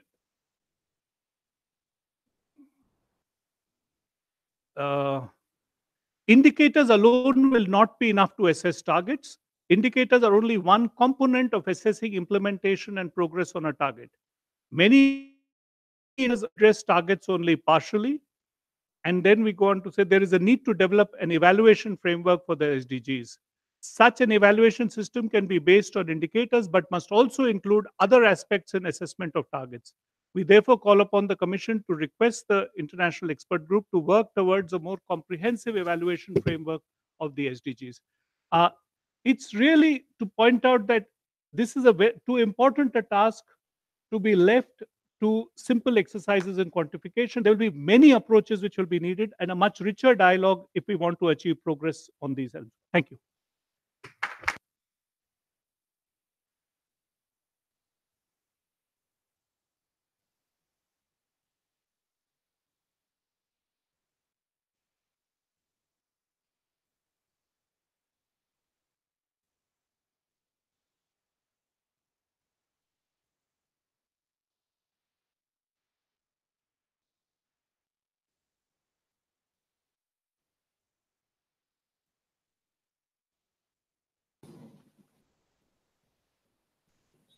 Yes, madam. We need a.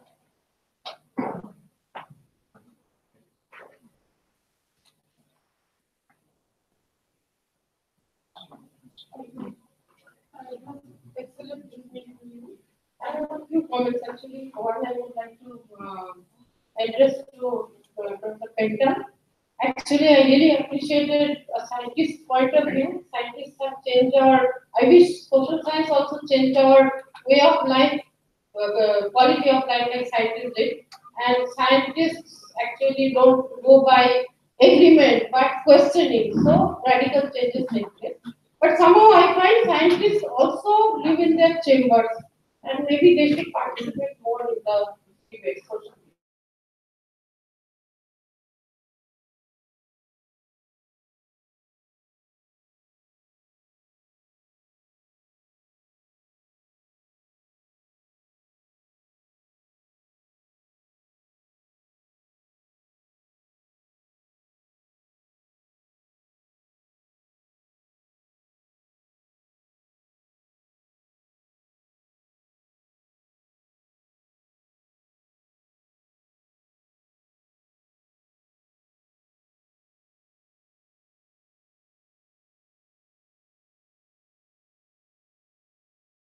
So maybe some more comments. Thank you.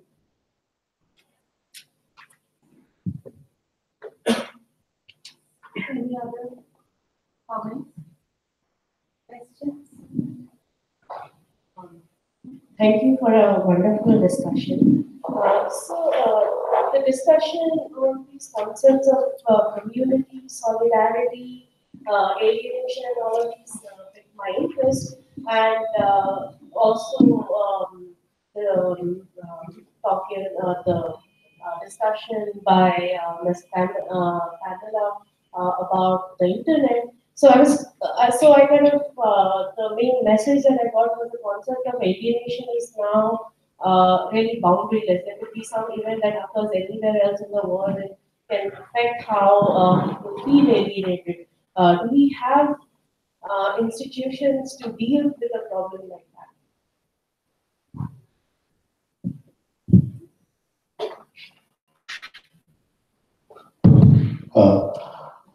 I would like to congratulate panel for this very ambitious report. But of course, I haven't read it. But without having read it, I wanted to touch upon something that none of the panelists, none of the authors touched upon. It's a question, a little bit forward-looking question about consequences of some of the trends that you have, alarming trends that you have depicted.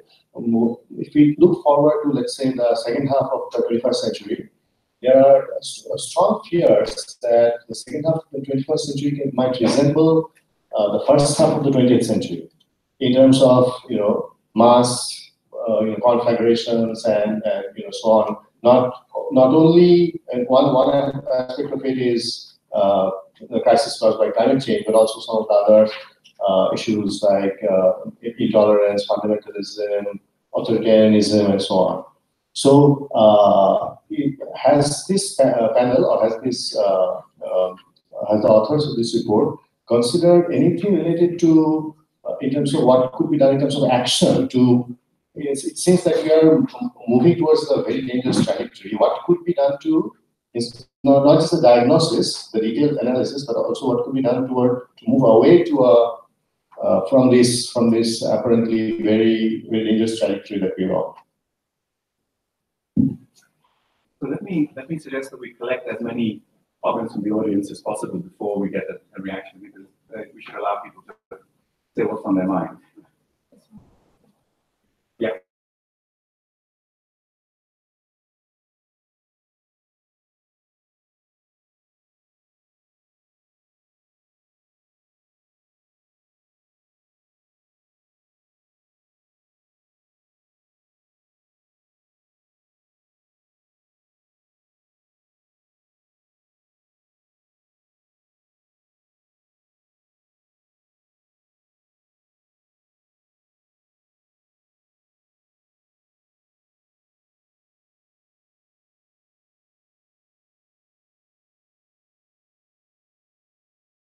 In the growth process. And that itself, again, you could take that to the migration issue. And you're saying that because mostly you're expecting that the migrants are unskilled workers and sometimes skilled workers, but that is okay. I mean, because the skilled workers would have a different way of migrating. But the unskilled workers then raise the burden of redistribution to the areas that they migrate to. So in that way, they were always finding that the unskilled workers are losing their, so what is the solution?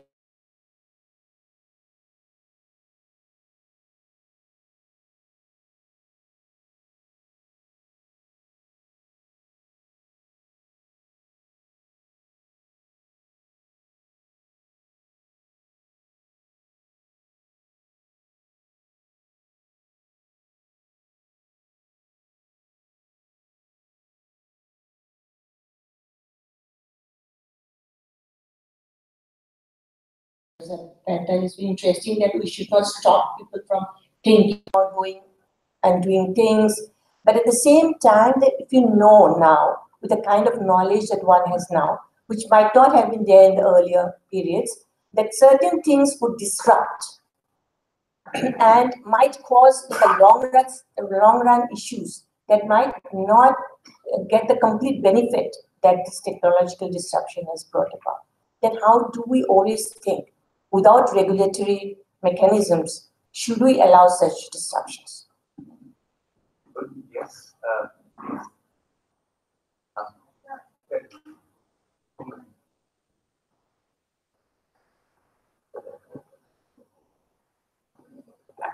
Thank you. First of all, I'd like to congratulate the authors of the report and to say that it has focused attention on the anxieties of our times more than, from whatever I've heard, more than on the peaks that we have reached. Fine, that's not a problem. But there are three levels at which the report is attempting to do this. One is the conceptual level, the other is the measurement level, and the third, do we want to move to the question, how do we address these issues? At the conceptual level, I'm sure I haven't read the report, so I can see that a number of important concepts are introduced and I'm sure dealt with very, very well. Measurement, as was pointed out by TCA, has its own problems, and all this cannot really fall within the net of measurement. Even the more limited task that the Millennium Ecosystem Assessment wished to do was more successful in the conceptual framework than in the follow-up on measurement. There we were only trying to look at ecosystems and human well-being. And here you're trying to do much, much more than that.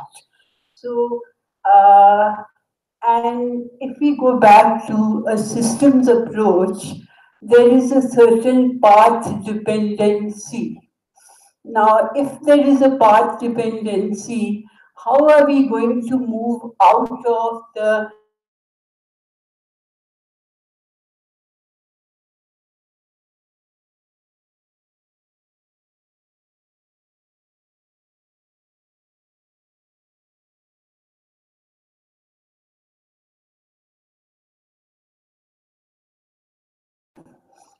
political institutions similarly?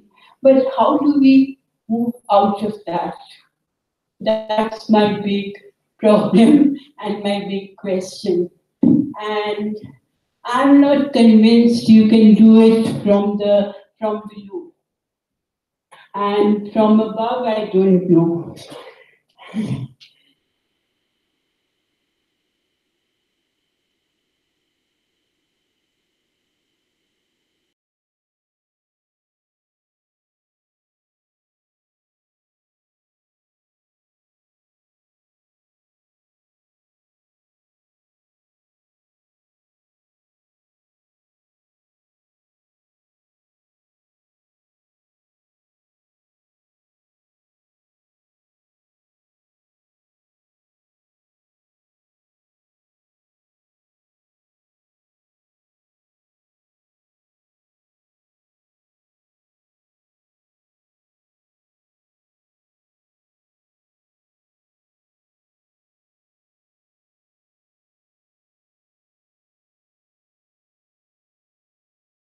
I wonder if in the past, always the scientific developments have been always helping in the progress of the society. Perhaps that is the kind of impression. Is it the nature of the science today that any developments, whether it leads to further progress or not?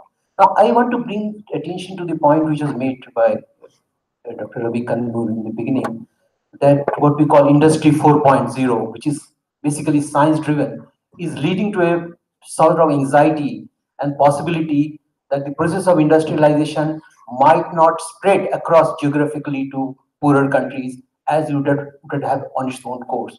Here, in some sense, science is coming in the way of spreading of industrialization across countries rather than promoting it. I give another example. In the area of medicine, what type of medicine, what type of diseases will be targeted by the science and kind of driven by the market. Today we have a lot of research going into diabetes and hypertension, and relatively the diseases of the poor get ignored. Science is not neutral. Science is not, although Dr. Pentel gave an impression that science is neutral, it is some fellows sitting there and doing some innovations which will benefit society at large. Science is also selective in deciding which problems to target. Perhaps there the issue of the democratization of science becomes relevant. So friends, I'm keeping an eye on the time. We have one final comment from the where's Pulavi? Excellent panel. I came late. I just have a point to make here. I teach literature, and one of my courses is on contemporary French literature. And most of the texts deal with a contemporary anxiety in France, which may be, sort of reflected in the other developed countries also. So is it due to the mismatch between scientific innovation, which they have achieved to some extent, or because of some kind of inner anxiety, due to which they are suffering? There are many, we can give so many examples, but most of the literature, creative writing that's coming out of the West, and especially French literature, with which I'm familiar, it talks about anxiety at the individual level, and the literature boils down to me, I, and the collective thinking has somehow vanished. Thank you. Any comments? Well, as one anticipated, quite a few questions and quite a few difficult questions. May I then turn to the panel, see what sort of responses you might have? Particularly, one or two were addressed to you. Do you want to take on a couple of responses to that? Not everybody has got responses.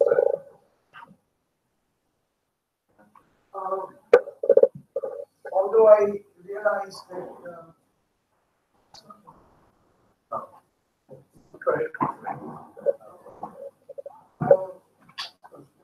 I realize that economists, for example, put all aspects of science and technology as innovation. This surprised me a lot. They stick it very in the office, like sticky stuff. There's a difference between science and technology. Science is liberatory, but technology requires a lot of investment. It is prone to whether government support it, whether private sector supports it, how much demand they feel for it. But technology is what empowers at the end of it. So we have to differentiate between basic scientific ideas and technology, which is more for wealth generation and for power accumulation and all that. So if we agree to that difference between the two, surely the governments can put money into tuberculosis because nobody is going to work in a private company on tuberculosis. In fact, when you said diabetes and all that, these are humongous loads on human population right now. And if some company sees big market and works on getting a better drug for diabetes, what's the problem? But the government should be proactive in supporting research, which is pro though that strata of society for which companies are not ready to work. And this model, I believe, has successfully worked. Only thing is, the governments, we have to prod them to be more proactive in supporting technology development, not only science, but technology development also, particularly for those areas where there is a social need. That's my response.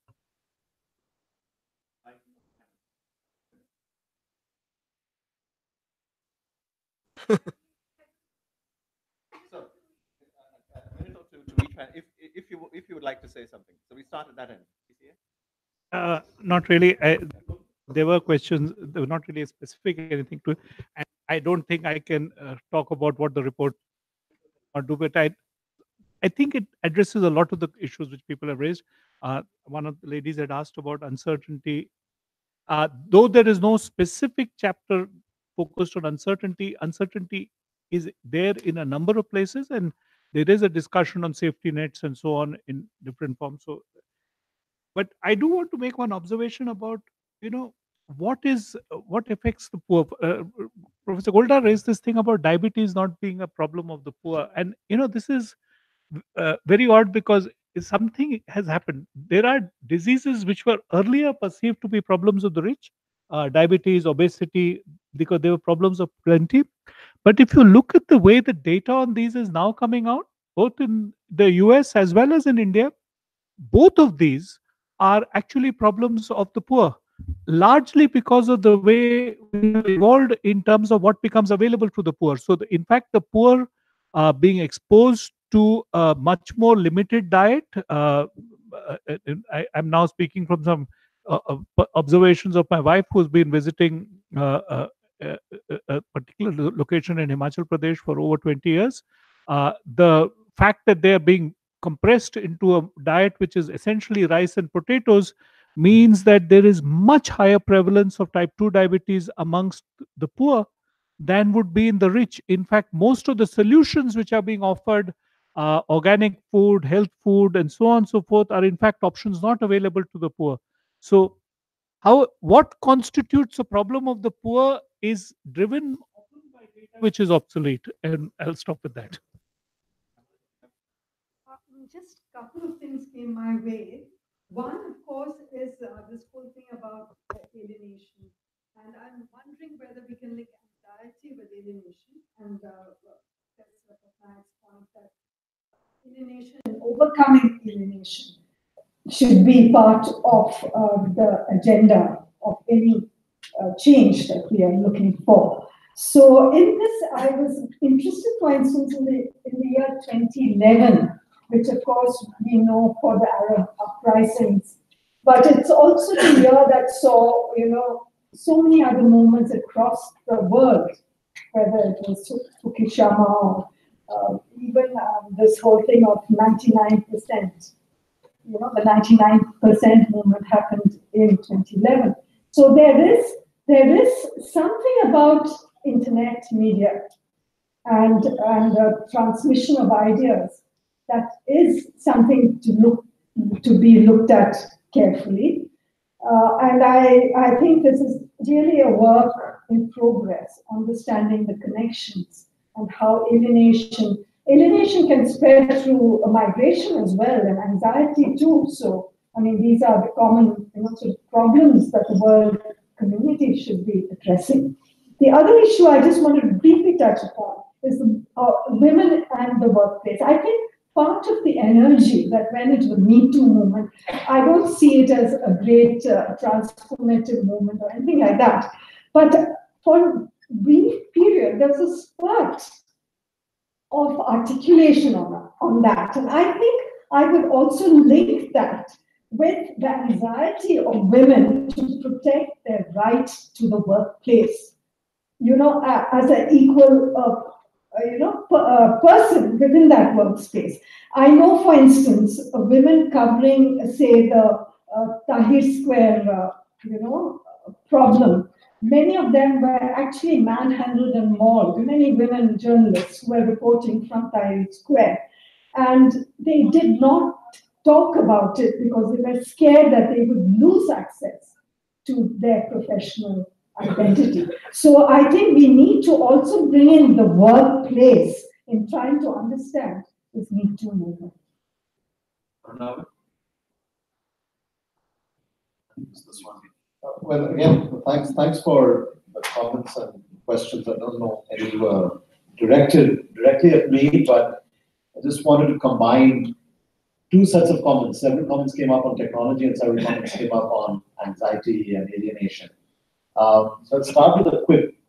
China, in its latest sort of strategic industrial plan, plans to become an artificial intelligence superpower by 2030.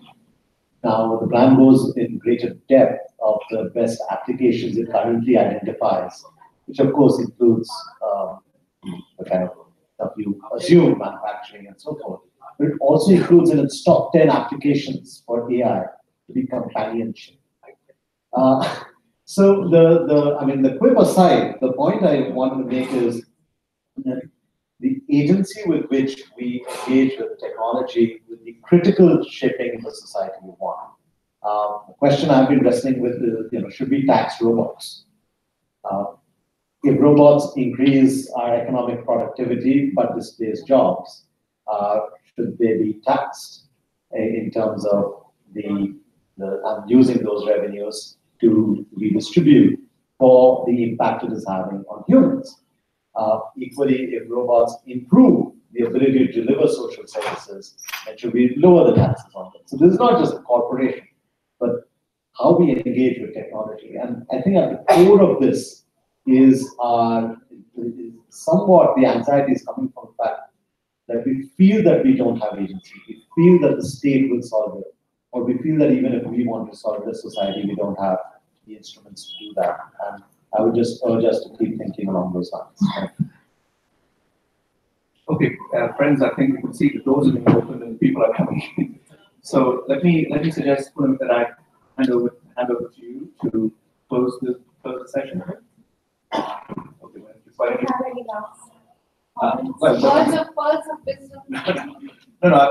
As with most of these reports, just going back, obviously the report and the individual chapters and so on are stronger on description, diagnosis, characterization than here are 4 things we need to do, and that's not the nature of the report either. But if you take the case that I was looking at, the institution and the World Bank and so on, and the impasse that we're in with the US having this having this veto. So the characterization of that is important as a first start in terms of changing that. But of course, how do you change that? Well, the way it's actually happening is that China is setting up the AIIB, the BRICS are setting up the BRICS Bank, and so on. So they're trying to work around it. And the way that I think it's something that's an inefficient way of moving that. That's the reality of the thing. But I think to characterize that, to pinpoint it, to say it's the US veto, which is a hallmark of 1945, I think is what you're quite right, but that's what the report is stronger on than say, now this is the next step. I think one has to say that. So, thank you, panelists. I think they all deserve a very big hand. I would also like to thank my co-authors, Professor Ravi Kanpur, Professor Neerja Gopal Jayal, Professor Prabhat Patnaik, and ask you to join your hands to applaud them. Finally, I would like to thank our director, Professor Manoj Panda, for his support, and all the officers and staff of the Institute of Economic Growth who have made this event possible. Thank you very much. And thank you, audience. It's been a great audience. Please do join us for some tea and snacks outside. Thank you.